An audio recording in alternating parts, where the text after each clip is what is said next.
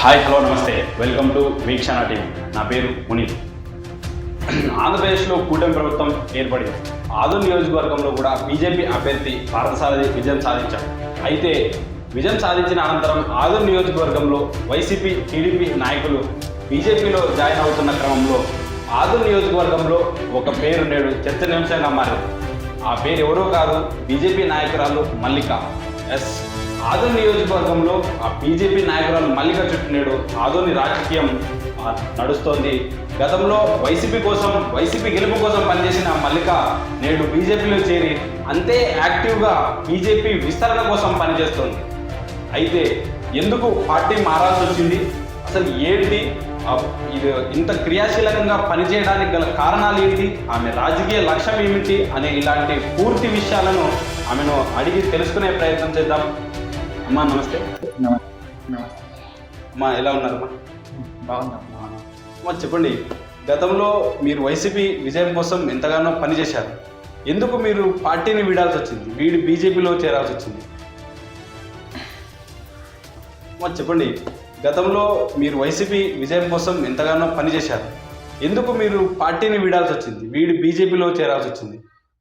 గతంలో పని చేశాను, చేసిన వాళ్ళు నా పనిని గుర్తి మేము చేసే పనిని కూడా వాళ్ళు మధ్యలో పెట్టుకోకున్నట్లు వాళ్ళ ఒక అధికారంతో అణగదొక్కడం జరిగింది. అంటే సరే మీరు అన్నారు అంటే ఏది అభివృద్ధి ఇది, కానీ నియోజకవర్గంలో ఒక చర్చ జరుగుతుంది. ఆ చర్చ ఏమిటంటే గత ప్రభుత్వంలో మల్లిక ఆ తీవ్ర స్థాయిలో అవినీతి ఇతర అసాంఘిక కార్యక్రమాలకు పాల్పడింది, అవి నేడు బయటపడతాయనే ఉద్దేశంతోనే బీజేపీలో చేరింది అనే ఒక విమర్శ ఉంది. ఏం చెప్తారమ్మా ఈ విమర్శ? మీరు అలాంటి మీరు ఏమైనా కబ్జాలు మీరు పాల్పడినట్టు మీరు ప్రూఫ్ తో బయటికి పడినా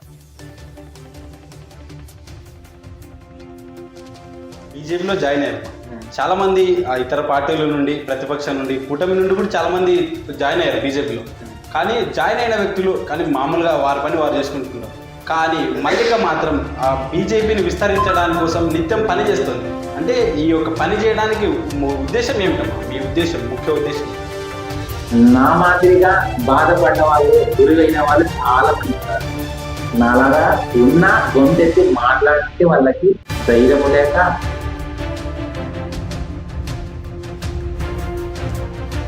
పార్టీలో సేవ చేయడం అంటే ఆయన అభివృద్ధి చూసి చేరుతున్నాడు. కానీ ప్రతి ఒక్క నాయకుల్లో ఒక లక్ష్యం ఉంటుంది, రాజకీయ లక్ష్యం.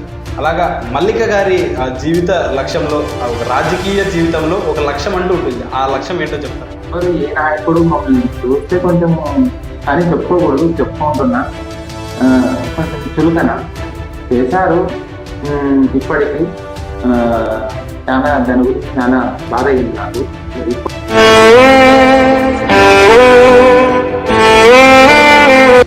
అన్న అడిగినట్టు, అమ్మ మీరు ఏదైనా ఆశిస్తున్నారని అడిగినప్పుడు అన్నది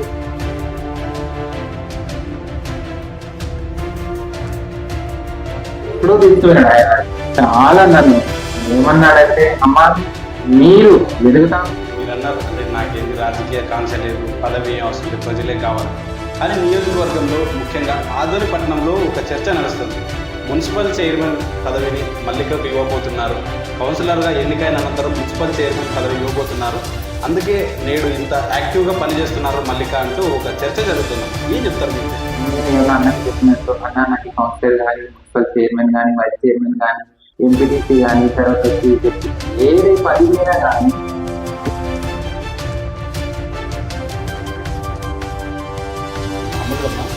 మీ వ్యక్తిగతం గురించి మాట్లాడుతున్నాం, మీరేమనుకోరంటే చెప్పండి. అంటే మామూలుగా ట్రాన్స్జెండర్ అంటే దేశంలో ఎక్కడో చాలా తక్కువ ఉంటారు. రాజకీయంగా ఎదగాలి అంటే రాజకీయాల్లో ఉండడం చాలా తక్కువ శాతం. కానీ మీరు రాజకీయాల్లో రావాలని ఇంట్రెస్ట్ ఎలా వచ్చింది? అసలు మీకు రాజకీయాల్లో రావాలని ఇంట్రెస్ట్ ఎలా? ఎంపీలో తక్కువ అనుకుంటాను, కానీ నేను మధ్యప్రదేశ్లో ఎంపీగా ఉంటాను. నాకు రాజకీయంలో రావాలని, ప్రజలు వాళ్ళ పనులు చూడాలని, మా వీధి ప్రజలు సమస్యలు తీర్చాలా, ఇలాంటివి మా అన్న దృష్టి తీసుకెళ్ళి, మా కన్నా దృష్టి తీసుకెళ్ళి అని. మీరు జిల్లా అధ్యక్షురాలమ్మా? ట్రాన్స్జెండర్ జిల్లా అధ్యక్షురాలు. ఈ కుటుంబ నిబంధన గురించి ఒకసారి చెప్పండి. అంటే గతంలో రాజకీయంగా ఉన్నారా, లేక ఆర్థికంగా, అంటే ఏ విధంగా మీకు మా ఫ్యామిలీ పెద్ద ఫ్యామిలీ. మా అమ్మ వాళ్ళు నాన్న కూడా చనిపోయాడు. జాబ్ చేస్తూ ఉంటాడు. ఆర్థికంగా మేము పెద్దవాళ్ళు అంటే లేదు చిన్న అని చెప్పేసి. కానీ నియోజకవర్గంలో అంటే మీ పార్టీ కార్యకలాపాలకు అయితేనేమి మీ పర్సనల్గా అయితేనేమి రోజు ఒక ఎమ్మెల్యే స్థాయి ఏ విధంగా ఖర్చు చేస్తాడో దానికి మించి నేడు మళ్ళీ ఖర్చు చేస్తుంది అని ఒక అభిప్రాయం ఉంది. మళ్ళీ ఇంత లేని వాళ్ళు అంటే ఎట్లా ఈ ఖర్చులు ఈ మెయింటెనెన్స్ ఎలా దీన్ని పరిస్థితి భరించగలుగుతున్నారు మీరు? నా లైఫ్ కోసము నా కొరకై ముందు జాగ్రత్తగా పెట్టుకున్నాను.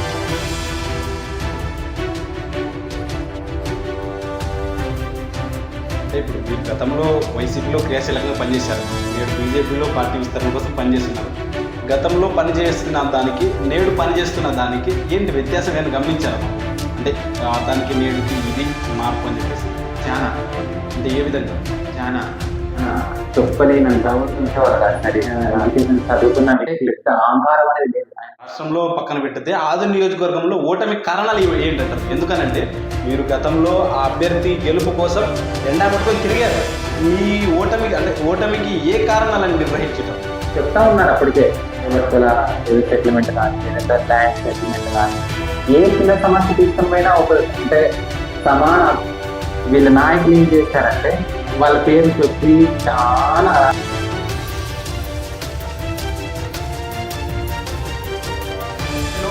అంటే ఇక్కడ బీజేపీ ప్రస్తుతం ఎమ్మెల్యేగా ఉన్నారు. భవిష్యత్తులో మార్పు చెందితే మళ్ళీ పార్టీ మారడానికి గ్యారంటీ ఇంతకాలం లేవడానికి ఏమో నడుపుకోవడం లేదు.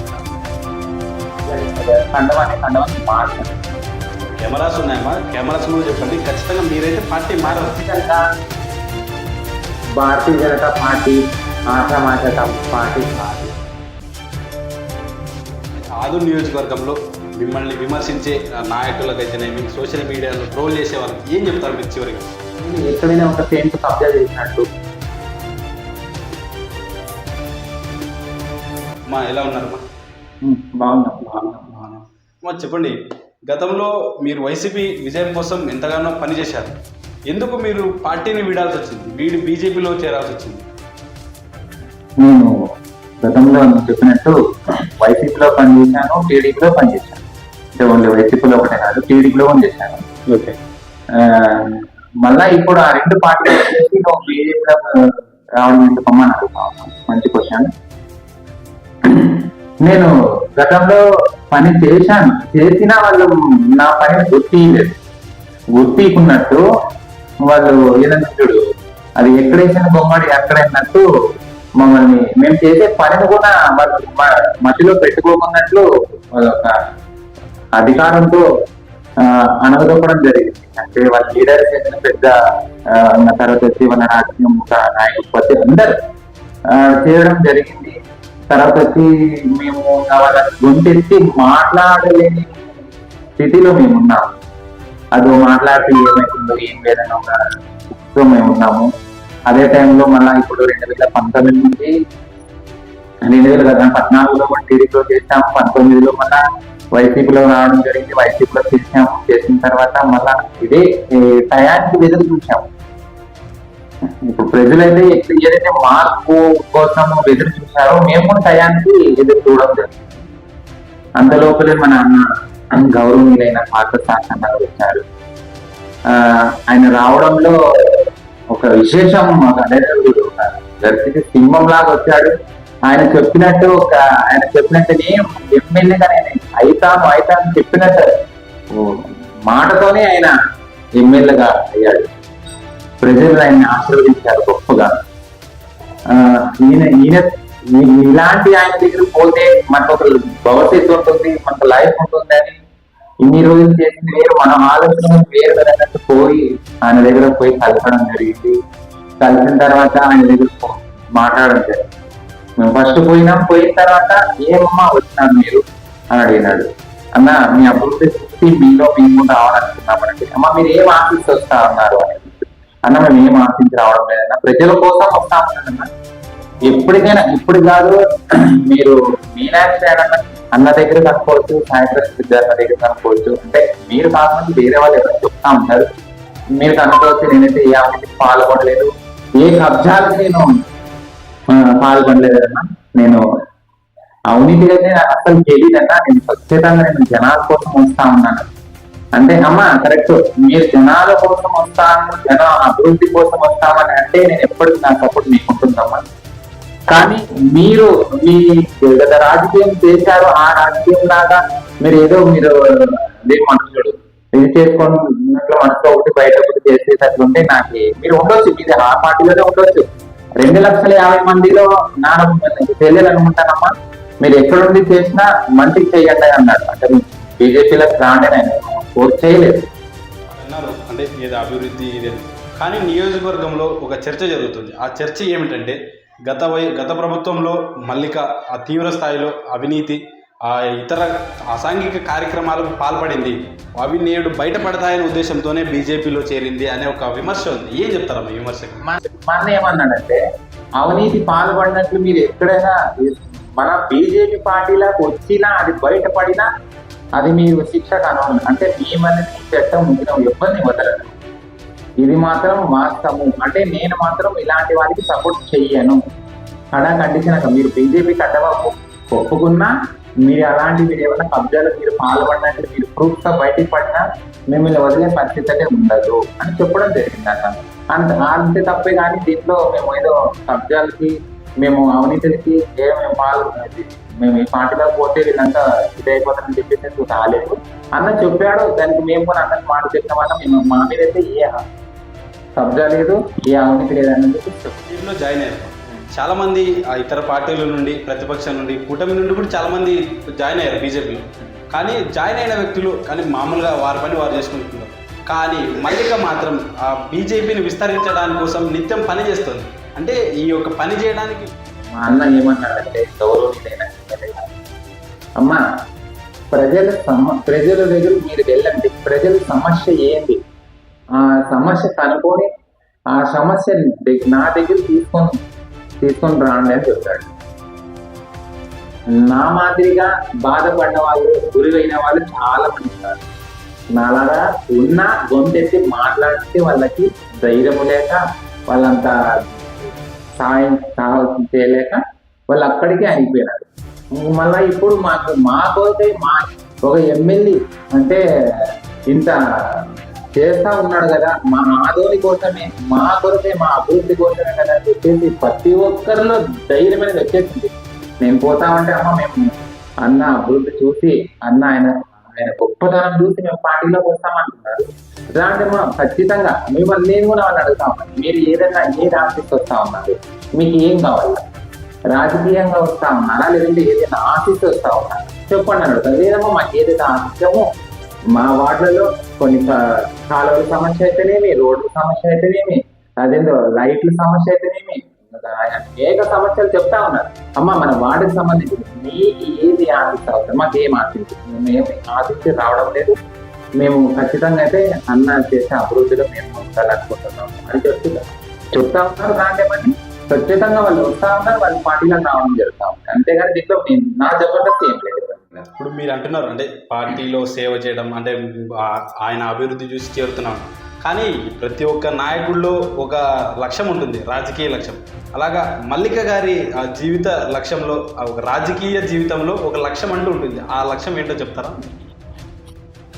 ఏమండి నాకైతే అన్న అడిగినట్టు అమ్మ మీరు ఏదైనా ఆశిస్తున్నారని అడిగినప్పుడు అన్న చెప్పాను, అన్న నాకు ఎటువంటి ఆశ లేదు, నా సర్వస్వం ప్రజలు బాగుండాలా, ప్రజలు చూస్తున్నారంటే మీరు దేవుళ్ళలాగా వచ్చారు, అందులో నేను ఉంటాను అన్న గుర్తించి మల్లిగా ఏ పదవి నేను చేస్తా ఉంది కదా అని చెప్పేసి అన్న విశాలైన మనసుతోటి ఆయన నాకు గొప్పగా ఇంకా మళ్ళా మా చెల్లెల్ని ఎక్కడో తీసుకోవాలన్నట్లు ఒక ఉద్దేశంతో ఆయన ఇప్పటికే ఎక్కడో తీసుకున్నాడు. ఆయన చాలా నన్ను చెప్పుకోవాలంటే చాలా తక్కువైందా, చాలా పైకి తీసుకుపోయినాడు. ఆయనకి ఎప్పటికీ నేను రుణపడి ఉంటాను. ఎక్కడ ఏ పార్టీలో ఎవ్వరు ఏ నాయకుడు మమ్మల్ని చూస్తే కొంచెం కానీ చెప్పుకోకూడదు, చెప్పుకుంటున్నా కొంచెం చులకన చేశారు. ఇప్పటికీ చాలా దాని గురించి చాలా బాధ అయింది నాకు. ఇప్పుడు మాత్రము మా అన్న పార్టీ అన్న గారు ఎప్పటికీ అలాంటి మనసులో ఆయనకి ఎప్పటికీ లేదు. ఆయన ఏమన్నాడంటే, అమ్మా మీరు ఎదుగుతామంటే ఖచ్చితంగా నేను సపోర్ట్ చేస్తాను తల్లి, మీరు బాగుండడం నాకు కావాల్సింది, ఆదోని ప్రజలు బాగుండాలని. అంటే మీరు చులకన అన్నారు, అంటే గత ప్రభుత్వంలో అంటే ఆ నాయకులు మిమ్మల్ని చులకన అంటే లీడర్లు ఉండొచ్చు, శాసకులు, ప్రతి ఒక్కరు చులకనట్టు చేశారు. ఈ విధంగా అట్లా వాళ్ళ క్యాంప్స్, వీళ్ళు ఎక్కడో బెట్టింగ్ చేస్తూ ఉంటారు, వీళ్ళకి రాజకీయం ఎందుకు, వీళ్ళకి ప్రతి ఒక్కరు వీళ్ళకి ఆశీర్వదించాలా అని చెప్పేసి మాట్లాడుతూ ఉంటారు. కానీ చట్టాలు మా కొరకే చట్టాలు చాలా ఉన్నాయి. డాక్టర్ అంబేద్కర్ మా కొరకై రాజ్యాంగం రాసినట్టు మావే అంత తక్కువే కాదు. మేము కానీ భారతీయులమే, మేము ఇతర దేశస్తులు కాదు, మేము ఇండియన్సే. మేము మాకు ప్రతి ఒక్కరికి ఏదైతే లభిస్తామో మాకు నా హక్కులు మాకు లభిస్తాయి ఖచ్చితంగా. కాబట్టి నా సిద్ధాంతం రాజకీయంలో ప్రజలకు సేవ చేయాలని ఒక ఉద్దేశంగా నేను బయటకు వచ్చాను, చేస్తా ఉన్నాను. కానీ వాళ్ళు అది వాళ్ళకే వదిలేస్తా ఉన్నా మాట, నాకు కించపరిచే మాట. నేనైతే వాళ్ళని ఎత్తి పొడచడం లేదు. ఆ దేవుడు అనేవాడితే వాళ్ళని చూసుకుంటాడు, అంతేగాని వాళ్ళకి అన్నారంటే నేను ఎప్పుడు బాధ లేదు. ఇప్పుడు ముఖాముఖంగా అడుగుతా ఉన్నారు, చెప్తా ఉన్నారు. మీరు అన్నారు అంటే నాకేంది రాజకీయ కాంక్ష లేదు, పదవి ఏం అవసరం లేదు, ప్రజలే కావాలని. కానీ నియోజకవర్గంలో ముఖ్యంగా ఆదోని పట్టణంలో ఒక చర్చ నడుస్తుంది. మున్సిపల్ చైర్మన్ పదవిని మల్లికకు ఇవ్వబోతున్నారు. కౌన్సిలర్గా ఎన్నికైన అనంతరం మున్సిపల్ చైర్మన్ పదవి ఇవ్వబోతున్నారు.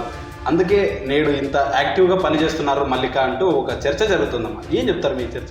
నేను అన్నట్లు నేను ఏమన్నా అన్నకి చెప్పినట్టు, అన్న నాకు కౌన్సిలర్ కానీ, మున్సిపల్ చైర్మన్ కానీ, వైస్ చైర్మన్ కానీ, ఎంపీటీసీ కానీ, తర్వాత వచ్చి చెప్పి ఏదే పదివేనా కానీ నేను ఆశించలేదు. అన్న మా మల్లిక ఇంత చేస్తా ఉంది కదా పార్టీ కొరకై అని చెప్పేసి అన్న గుర్తించాడు. మళ్ళీ ఆయన మనసులో పెట్టుకొని ఆయన నాకు 10 ఒప్పు చెప్పినా దానికి తిరుసా వచ్చి ఖచ్చితంగా దైవ ప్రసాదం అని అనుకొని స్వీకరిస్తాను. మామూలుగా అంటే మీ వ్యక్తిగతం గురించి మాట్లాడుతున్నా, మీరేం అనుకోరంటే అడుగుతాను, చెప్పండి. అంటే మామూలుగా అంటే ట్రాన్స్జెండర్ అంటే దేశంలో ఎక్కడో చాలా తక్కువ ఉంటారు. రాజకీయంగా ఎదగాలి అంటే రాజకీయాల్లో ఉండడం చాలా తక్కువ శాతం.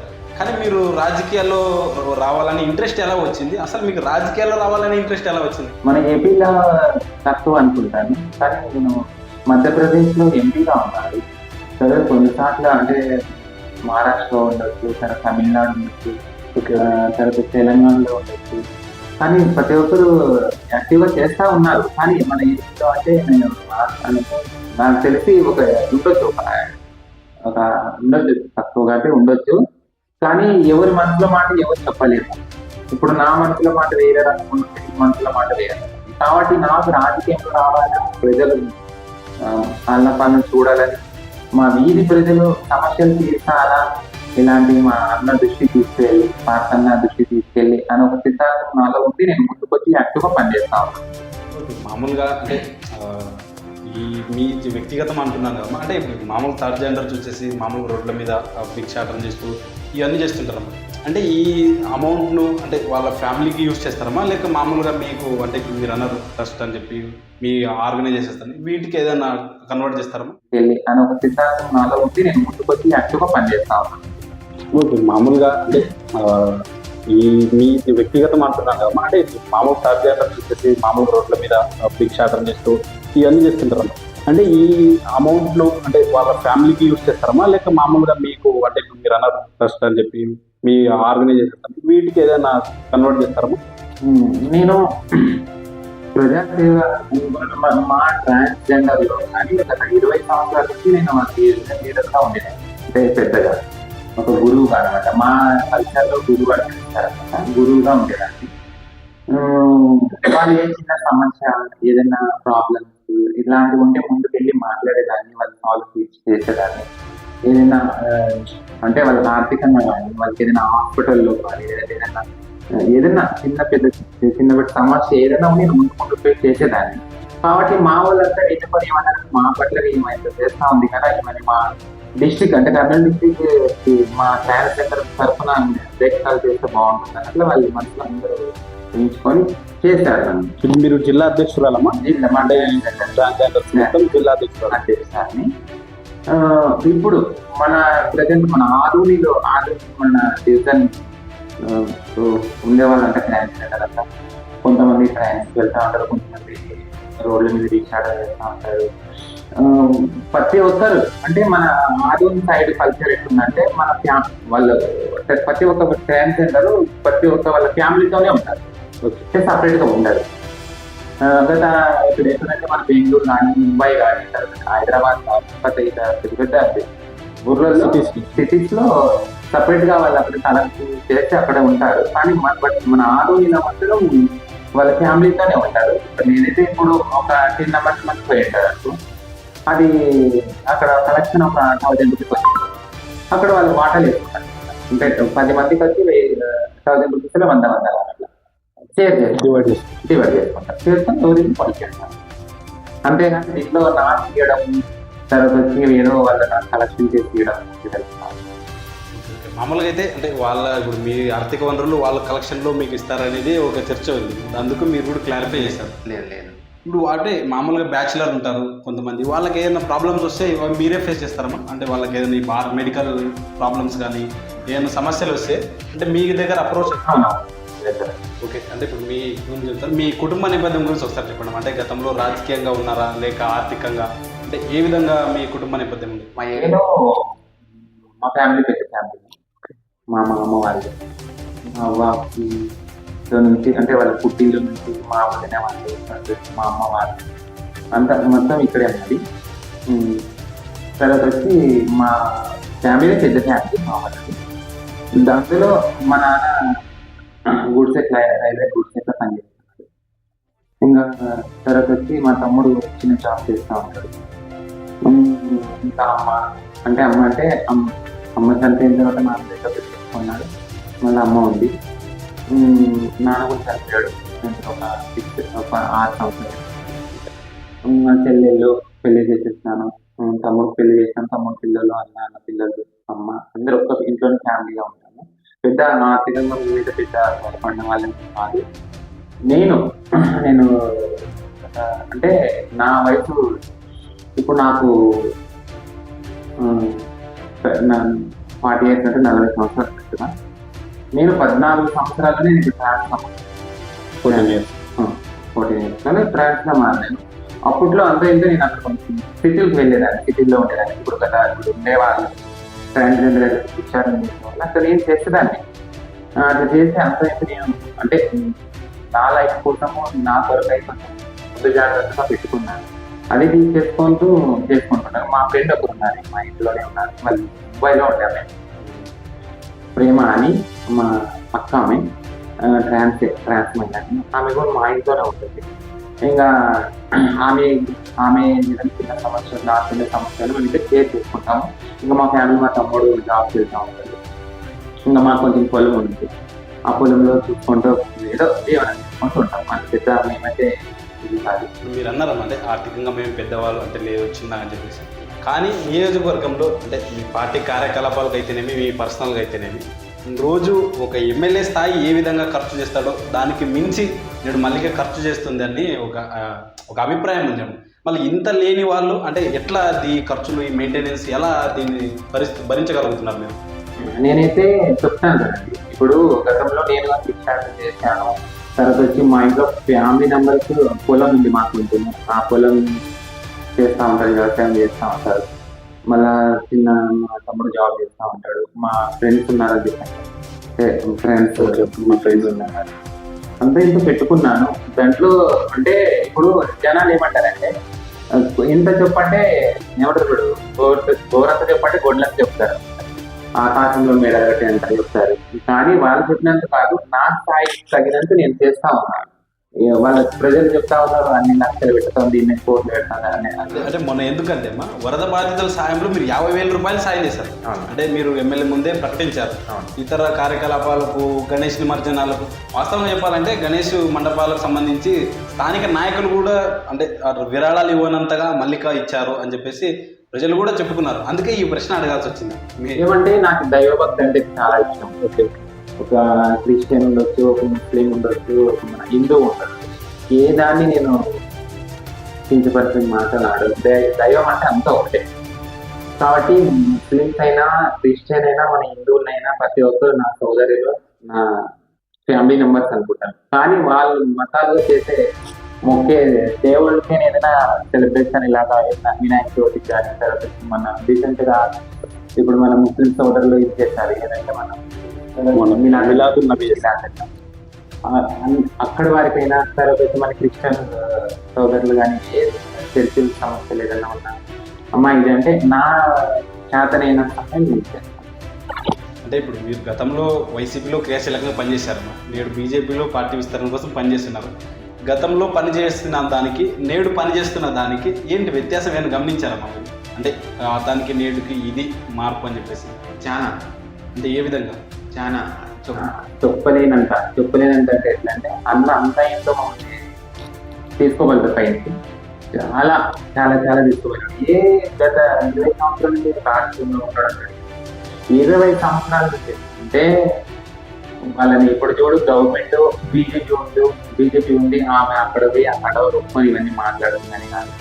గత రాజకీయ నాయకులు చూడండి వైసీపీ వాళ్ళకుంటే టీడీపీ వాళ్ళకుంటే ఎవరికైనా ఉండదు. కానీ వాళ్ళు ఒక ఏమంటారు చూడు వాళ్ళ ఒక స్టేజ్ మీద కూర్చుంటే వీళ్ళ కార్యకర్తలు వచ్చి లీడర్స్ ఉండొచ్చు ఎవరైనా అలాంటి వాళ్ళు అంటే వాళ్ళ మనసులో కాదు మధ్యలో లేకపోకున్నట్లా మాట్లాడేవారు, గౌరవించేవాళ్ళు కాదు సరిగా జనాలు ఓటు వేసుకునే కదా గెలిచేదని ఒక మైండ్ లో వాళ్ళకు ఉండిందో లేదో నాకు తెలియదు. జనాలనే వాళ్ళు కేర్ చేసేవాళ్ళు కాదు. ఇప్పుడు జనాలు ఓటు వేస్తేనే వాళ్ళు గెలుస్తారు. వాస్తవం ఏ లీడర్ అయినా జనాలు ఓటు వేస్తేనే గెలుస్తారు.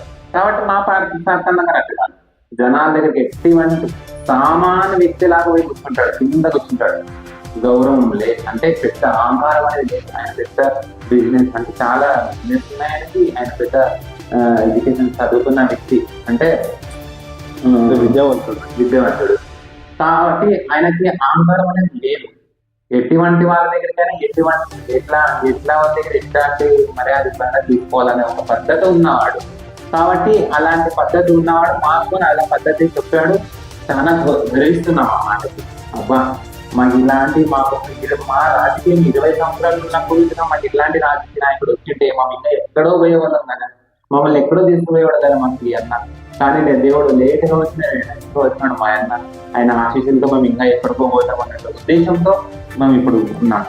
అంటే 20 ఏళ్లలో ఏ నాయకుడు లేని విధంగా ప్రస్తుతం ఈ నాయకుడు ఉన్నారంటారు. అయితే అంటే గతంలో పరిపాలించిన ఎమ్మెల్యేలు లీడర్ల కంటే ఈయన భిన్నంగా ఉన్నాడు. అంటే ఏ విధంగా భిన్నంగా ఉన్నాడు అంటే ఈ మీరు చెప్పిన విధంగా? అవును. ఇప్పుడు మొన్న రీసెంట్ గా ఒక మహిళ ఏదేదో సమస్య వల్ల పోతూ అన్నట్టు ఫోన్ చేసింది. ఇక్కడ మరాఠీ మహిళ ఏదో ప్రాబ్లమ్స్ అని పోయింది చెప్పింది. ఫోన్ వచ్చింది. ఫోన్ వస్తే ఇప్పుడు ఎక్కడ పోయినాడు అన్న? ఏ రాజకీయ నాయకుడు పోయినాడు అట్లా? మహిళని ఎవరు అట్లా పట్టించుకొని ఇప్పుడెక్కడ ఒక 10 మొక్కల వేళ ఒక హోదా మొక్కలో ఎమ్మెల్యే అనుకోకున్నట్లా డైరెక్ట్ గా ఒక నా చెల్లెలు ఏదో ఆపదలో ఉన్నాయని ఒక అన్న ఎట్లా పరిగెత్తుకొని వెళ్తాడో పరిగెత్తుకొని వెళ్ళినట్టు మీరు చూస్తూ ఉంటారు కేసులు. అంటే ఇప్పుడు మీరు ఈ గత వైసీపీ ముఖ్యంగా ఆదూరు నియోజకవర్గం రాష్ట్రంలో పక్కన పెట్టితే ఆదూరు నియోజకవర్గంలో ఓటమి కారణాలు ఏంటంటారు? ఎందుకనంటే మీరు గతంలో ఆ అభ్యర్థి గెలుపు కోసం జెండా పట్టుకొని తిరిగారు. మీ ఓటమికి ఏ కారణాలని మీరు గ్రహించటం? నేను జెండా పట్టుకొని తిరిగాను. తిరగడంలో ఇదే మాకు మార్పు ప్రజలు చెప్తా ఉన్నారు అప్పటికే. అబ్బా వీళ్ళది మాకు చాలా తలనొప్పి అయిపోయింది. ఏదైనా చిన్న సమస్య తీసుకుపోయినా అంటే ఏదైనా భార్య భర్తల ఏదో సెటిల్మెంట్ కానీ ఏదైనా ల్యాండ్ సెటిల్మెంట్ కానీ ఏ చిన్న సమస్య తీసుకుని పోయినా ఒక అంటే సమాన హక్కులుగా వాళ్ళకి న్యాయం చేసడము పెద్దతనం అంటారు. వాడు బలగం ఉండి వాడు ఏదైనా డబ్బు వాడు పెద్దగా బాగా మాట్లాడుతాడు అంటే ఏదో గర్వంగా ఉంటే వాడిని సపోర్ట్ చేయడం. అదేంటారు చూడు దళితులైనా కొంచెం మెత్తన వాడిని హింసాన్ని తొక్కడం అలా చేస్తా పోతా ఉన్నారు. తర్వాత వచ్చి ఈ రాజకీయంలో వీళ్ళు చేయడం ఏమంటే వీళ్ళ నాయకులు ఏం చేస్తారంటే వాళ్ళ పేరు చెప్పి చాలా అరాచకాలు చేశారు. చాలా అంతే ఎంత కాదు. ఫస్ట్ ఆఫ్ ఆల్ వీళ్ళు ఏం చేస్తారంటే వాళ్ళ పేరు చెప్పడము వీళ్ళు పెద్దన వీళ్ళు నడిపించడం అనమాట. వాళ్ళు అక్కడ కూర్చున్నారు, వాళ్ళకి తెలియదు వీళ్ళు చెప్పారో మరి వాళ్ళు ఏం చేశారో కానీ వాళ్ళు ప్రశ్నిస్తుంటారు, చూసింటారు. నేను ఒకసారి ఇన్ఫార్మ్ చెప్పాను, అన్న ఇది పద్ధతి జరుగుతా ఉండగా మా వార్డులో జరుగుతా ఉంది, దీనికి ఇమ్మీడియట్లీ మీరు ఖండించండి అన్నా, లేదంటే చాలా మీకు దెబ్బ పడుతుంది అంటే వాళ్ళు మళ్ళా ఏమనుకున్నారో తెలియదు నాకైతే. అంటే స్పందించలేదు, నా ఎదురుగైతే స్పందించలేదు. వాళ్ళైతే నన్నే విమర్శించినారు. ఏమని గడప గడపలు ప్రోగ్రామ్ లో నేను రోజుకు పోయేదాన్ని, నా మీద ఎంతో మంది ఎన్నో మాటలు, ఆయనకు ఎన్నో మాటలు ఆడేవాళ్ళు. వాళ్ళే విన్నారు, లైవ్ లో ఉండి విన్నారు. లైవ్ లో ఉండి చూసి నేను ఏమైనా ఫీల్ అయితేనేమంటే ఆమెతో ఎందుకు మీకు అది చూసేసాను అన్నారు కొన్నిసార్లు. అని అబద్ధాలు చెప్పకూడదు అన్నారు. కాబట్టి ముఖ్యంగా అది రాజుకి ఇప్పుడు ఈ 2024లో ఓడడం అంటే ఏమని, ఎందుకంటే ఆ పార్టీలో ఉండే నాయకులు వాళ్ళ వల్లనే వాళ్ళ మైండ్స్ ఓడిపోవడం. అమ్మా ఇన్ని చెప్తున్నారమ్మా, అంటే మీ రాజకీయం గురించి, ఓటమి గురించి చెప్తున్నారు. భవిష్యత్తులో అంటే ఇక్కడ ఇప్పుడు బీజేపీ ప్రస్తుతం ఎమ్మెల్యేగా ఉన్నారు, భవిష్యత్తులో మార్పు చెందితే మళ్ళీ ఇక పార్టీ మారడానికి గ్యారంటీ ఏముంది? నేను టీడీపీలో చేశాను, వైసీపీలో చేశాను. నేను ఇందాక అన్నాను, ఇట్లాంటి ఎమ్మెల్యే చూడకపోని తర్వాత కానీ ఇలాంటి ఎమ్మెల్యే మాకు ఫస్ట్ 15-20 సంవత్సరాలు ఇంతకు రాలేదు, లేవడానికి దేవుడు నడపడం జరిగింది. మళ్ళా పార్తన్న మాకు గవర్నమెంట్ ఉంది లేకుంది, ఎప్పటికైనా నేను ఖచ్చితంగా ఇదే పార్టీ కండవాన్ని మారు. కెమెరాస్ ఉన్నాయమ్మా, కెమెరాస్ ముందు చెప్పండి, ఖచ్చితంగా మీరైతే పార్టీ మారదు. ఖచ్చితంగా భారతీయ జనతా పార్టీ ఆశామాష పార్టీ కాదు, ఒకటే చెప్తా ఉన్నాను. ఇది ఒక రాష్ట్రంలో, ఒక జిల్లాలో, ఒక నియోజకవర్గంలో ఉండే పార్టీ కాదు.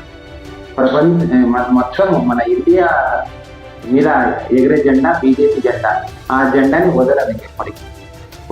చూశాను గత 14లో 19లో చూశాను, టీడీపీలో చూశాను, వైసీపీలో చూసి అవన్నీ నాకు చాలా మనగా దెబ్బతిరిగింది నాకు.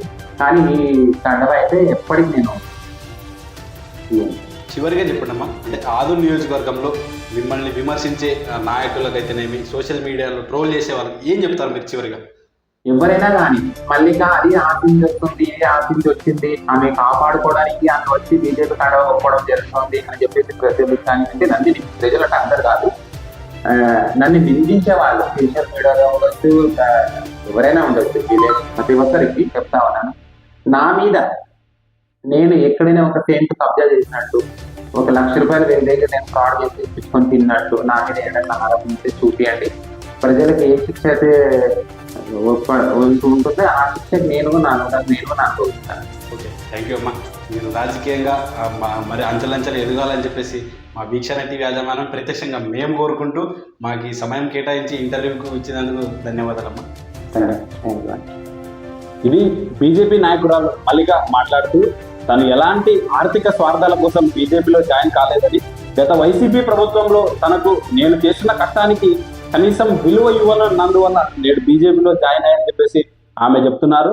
అలాగే తాను ఎటువంటి తప్పు చేస్తుంటే ఖచ్చితంగా ఆధారాలతో తనకు చూపించాలని, ఎమ్మెల్యే పార్థసారథి గారికే చూపించాలని, తప్పు చేసింటే చట్టపరంగా శిక్షకు అనుభవించి రాజకీయాల నుండి దూరంగా వెళ్తానని చెప్పేసి ఆమె అయితే కరాఖండిగా తెలియజేస్తున్నారు. కెమెరా పర్సన్ బషీర్తో మునిస్వామి, వీక్షణ టీవీ. Thank you.